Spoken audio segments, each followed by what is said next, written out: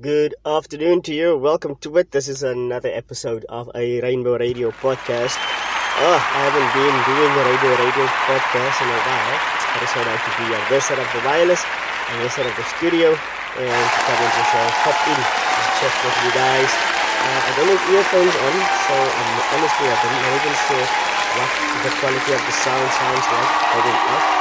I really hope that it will be the best quality.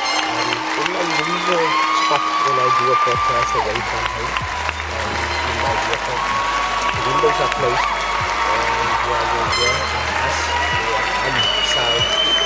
humming sound at the back of this because I'm close to, I think it must be a fan extractor or something here on the shopping center. But thank you for joining us. It's Monday morning. Yeah, it is still Monday morning. Monday, of course, being the 4th of July 2021. June has come and gone, eh? June is weg. Je nog laatst gecheckt in June, dus het Father's Day en daar is ook alweer weg. But nevertheless, it's nice to be on this side of the wireless. I've had somewhat of a rather relaxing, recovering weekend. I'll tell you why it was a recovering weekend. It was like a lengthy though. It was like a lengthy. Yeah, why is it a recovering weekend? Oh my goodness, on Thursday evening on my way home, not on my way home, I was still at work. My back just started aching. It sort of went into a spasm. And personally, I'm not one who loves taking tablets, especially not those anti-inflammatories and muscle relaxant stuff, because those things, if you haven't eaten and doing what I'm doing currently is I very seldom find a chance or make time to eat. So I couldn't take any tablets because I didn't want to take an anti-inflammatory on an empty stomach. And also, if you look at muscle relaxant, those stuff just makes you drowsy, makes me drowsy. Ek is te bang even om Allergic te drink, so ek het maar weggebly van pille af. And I couldn't stand the pain any longer. I came into work on Friday and had to leave earlier or halfway through the day to get to the doctor. And whatever it is that he did, he gave me some sort of injection. It was a diclofenac injection, obviously commonly known as a Voltaren injection. And I must say, it took a while for the thing to kick in, because later the afternoon I was with him at about just before midday. But later the afternoon, after 3, I still could feel the pain. But I must say, it really started getting better towards the evening. So I've never had a Voltaren injection before. That was my first time. And it worked wonders. On Friday evening, I actually slept a lot better than what I did on Thursday evening. And on Saturday, the pain was pretty much clear.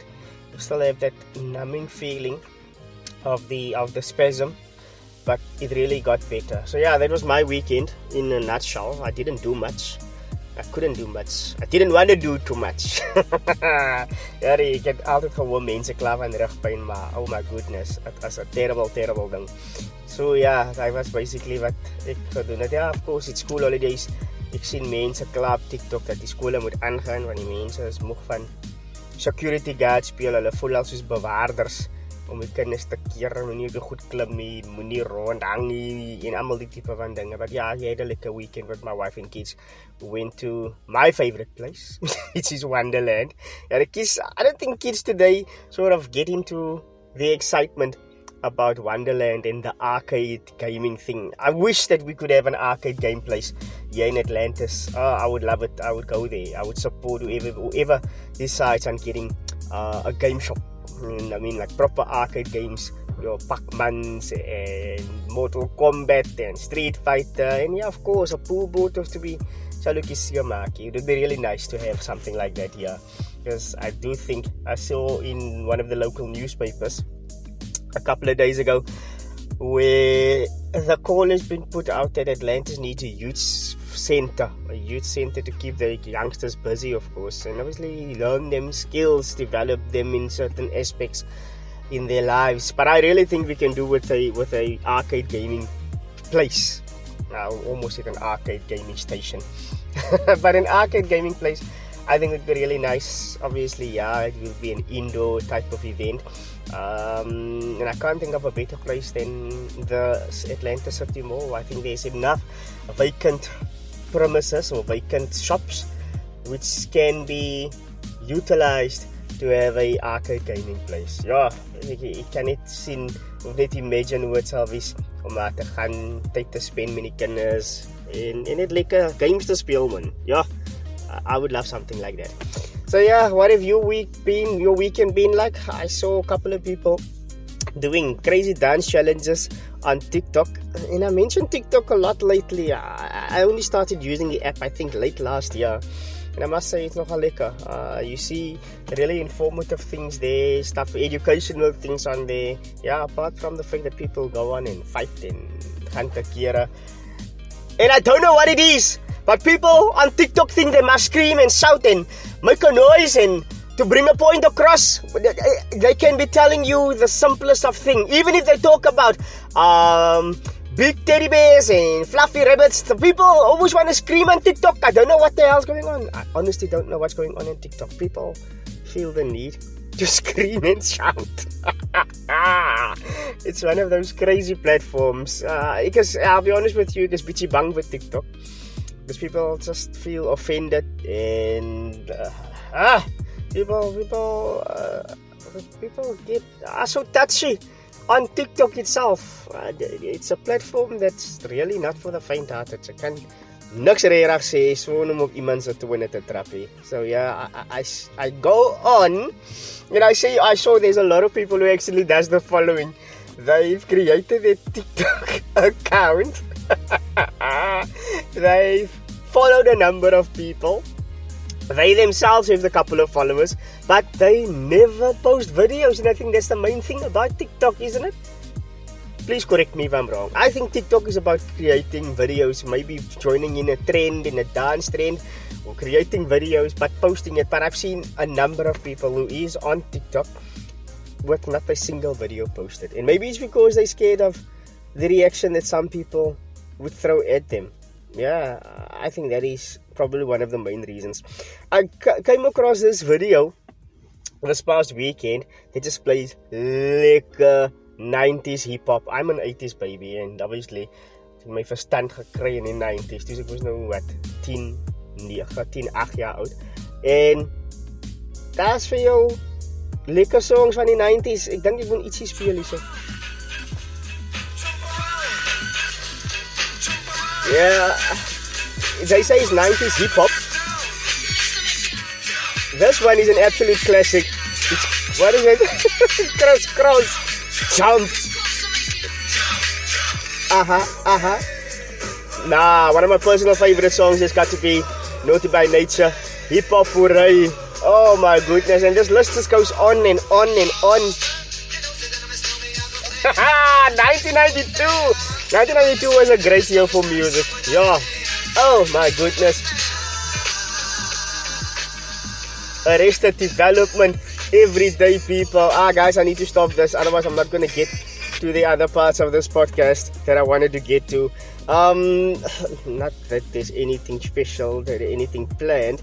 Oh yes, lately you might have seen on the videos that I have, when I do go live, I'm actually trying to get a different type of camera. In fact, this camera, sometimes it feels as though it's a bit laggy in the video production when I do go live, either on my own account or on the Rainbow Radio account. It does feel as though the camera lags, and I think I need to get a better camera. I must invest in something better. Yeah, so there's two logos which I've added, which is obviously Dr. Peterson and the Atlantis Family Seed logo. I got strict permission or distinct permission to have those logos up on the screen there. And yeah, those are just some of the guys who came along to the our Rainbow Radio Blanca Drive. It was our first ever, it happened last month, and it was, in my opinion, kinda big success. I really enjoyed it, and of course the recipients of the blankets donated, they are ecstatic. Other thing that I saw on the post on doing a trend, there was a video, I think I might have come across it on Facebook somewhere, was where law enforcement from the city of Cape Town was sent into Gatesville, and they went and demolished people's stalls. Mense try goed verkoop, and now it's a whole thing about not having a permit and occupying space unlawfully and all those type of things. But I saw a video which was posted by Nazmi Jokips in the Cape Coloured Congress, Pelican Park and surround areas group, where he had an interview with one of the aunties who ever stole, the Auntie Salama. And according to the video, from what came out was that the foreign-owned shops who also trades on the stoep in Gatesville.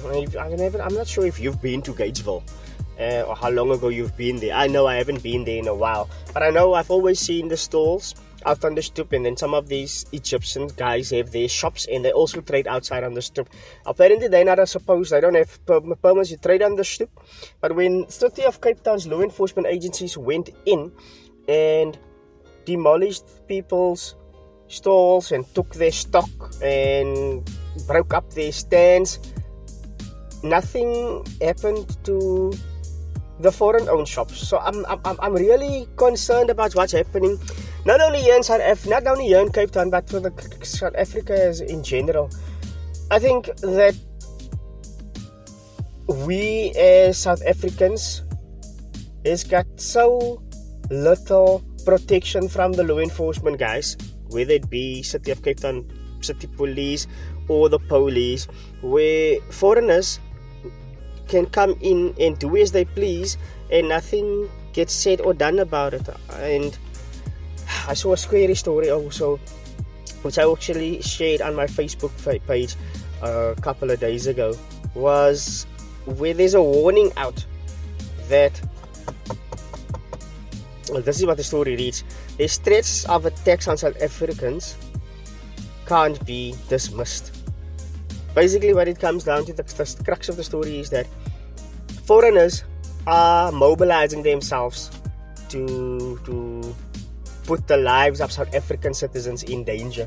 And I personally have seen a news article dates back to about 8-10 years ago, where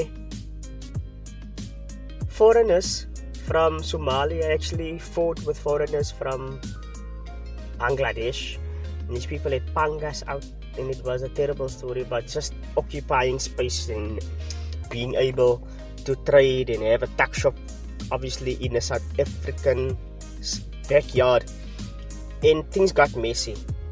And I can just imagine if all of the foreigners from the various countries, our neighboring countries, the Zimbabweans, in Botswana, in Kenya, in Somalia, in Ghana, in Nigeria, in Burundi, if all of them gang up against us as South Africans, I actually don't even want to think about the mess that could happen.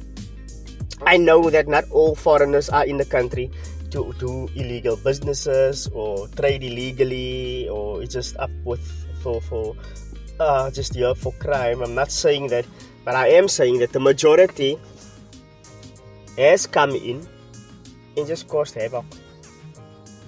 Kinders word gekidnap, vroumense word human traffic, as 'n hele klomp stories wat daar buite aangaan.